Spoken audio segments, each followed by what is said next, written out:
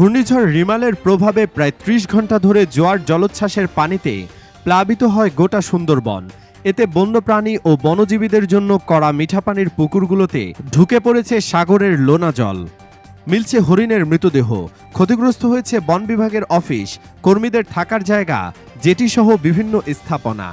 এখনও উত্তাল বঙ্গোপসাগর ও সাগর উপকূলীয় বনের নদীগুলো। ফলে বনের সব এলাকায় যেতে পারছেন না বনকর্মীরা। তাই কী পরিমাণ বন্যপ্রাণীর ক্ষতি হয়েছে সে বিষয়ে এখনও কোনো ধারণা দিতে পারেনি বন বিভাগ।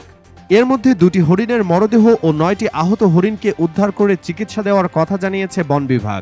বনের কটকা এবং দুবলা এলাকায় মৃত হরিণ 2টি পাওয়া যায়। সুন্দরবন পূর্ব বন বিভাগের বিভাগীয় বন কর্মকর্তা কাজী মোহাম্মদ নুরুল করিম বলেন, এখনও আমরা সব জায়গায় যেতে পারছি না। সাগর ও নদী উত্তাল।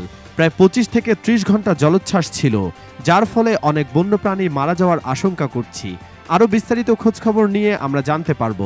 এর সঙ্গে তিনি যোগ করেন, কটকার পুকুরটি সাগরে বিলীন হয়ে গেছে। বিভিন্ন বন অফিসের জানালার গ্লাস, সোলার প্যানেল ও পানির ট্যাঙ্ক ঝড়ে উড়িয়ে নিয়ে গেছে। ক্ষতিগ্রস্ত হয়েছে জেটি, পুকুর সহ অন্যান্য স্থাপনাও।